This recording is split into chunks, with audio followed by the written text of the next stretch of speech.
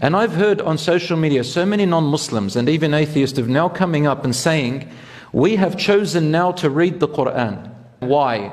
Because they are saying, we want to know how and why those men, women and children in Gaza, through all the atrocities that they're going through everything that will make you lose hope, they are only getting stronger. What is the hope that keeps them going?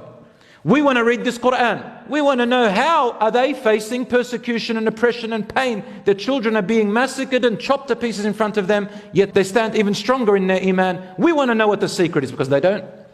They don't know what the secret is.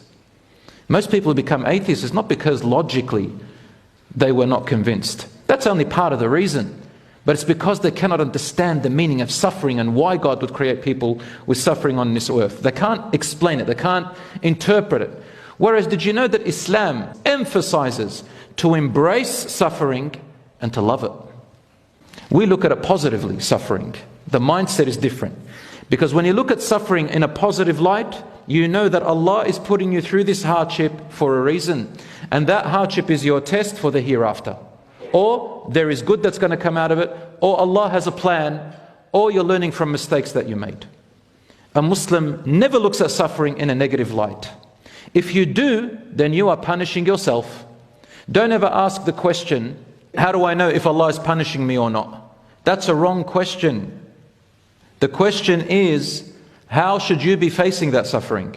Which will determine if it becomes a punishment or a blessing for you. It's you. It was always been you. It's never been Allah, it's you. Allah gives you them as a blessing in disguise. Didn't you hear when Allah says, Inna ma'al usri yusran, inna ma'al usri yusra.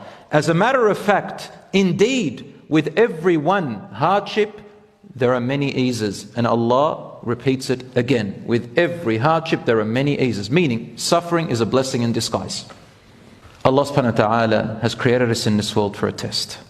And that test is short. And until you can accept that, you will not find the true happiness that you're looking for.